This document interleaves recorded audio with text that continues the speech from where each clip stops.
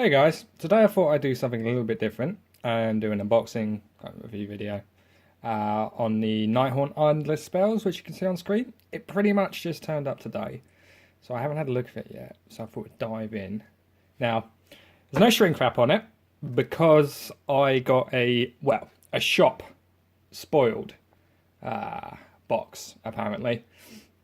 They said it had taken a dent basically in transit and they weren't able to sell it at full price, so I got it reduced and it didn't come with shrink wrap, so got about £5 off it, which is nice. So let's open it up and see what we have inside. So starting off, we have 250mm bases and whatever yonder size is. I think that's the Chaos Cavalry size base, maybe the Celestant on Dracoff base. And we have 2 sprues by the look of it, of something, well, that's a colour and a half. Ghost chocolate springs to mind, like if you were going to buy some like Halloween candy, just like white chocolate which has been dyed blue. It's a really unusual colour. I don't even think the Easy Build kits have a similar colour to this. I think they're a bit darker. Let me just check.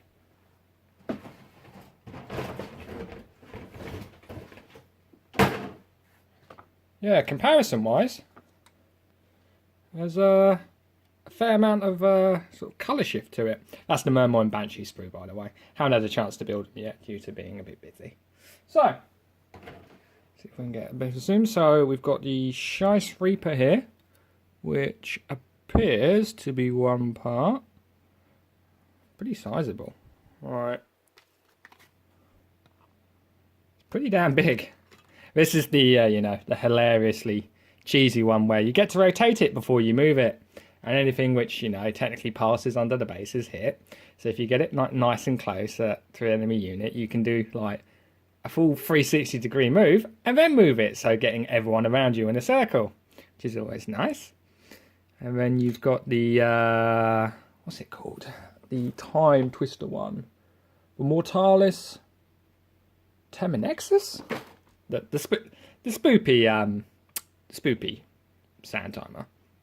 There's not as much detail I was expecting on this. I thought it'd be a bit more involved with bits coming off. This one's 2 parts. You've got the main body here and you've got that wee other side of the hourglass. I was expecting something a bit more on this side, like some ghostly branches or something coming off, but still it's pretty nice.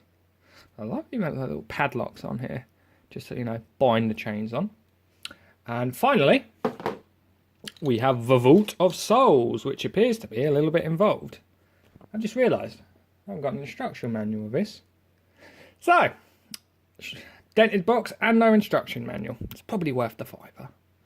So with this, the skulls themselves look quite similar to the ones on the Grave Tide. That's kind of angular nature, and the Burning Skull, which is the ASCII one, I think. The crate itself is, well, it's a chest. Looking at it, yeah, it's just a supersized version of the one you get in the objectives. Like the, it's pretty much just a standard thing. So they 3D designed a chest and they've just bulked it up for this and printed it in different plastic. The objective set, by the way, is pretty nice. I've built a couple of them. You've got the old stone head over here. It gives me very kind of Prometheus vibes. Ooh. Anyway, so what's well, looks simple enough. It all just clips in, and then you've got the base for it there.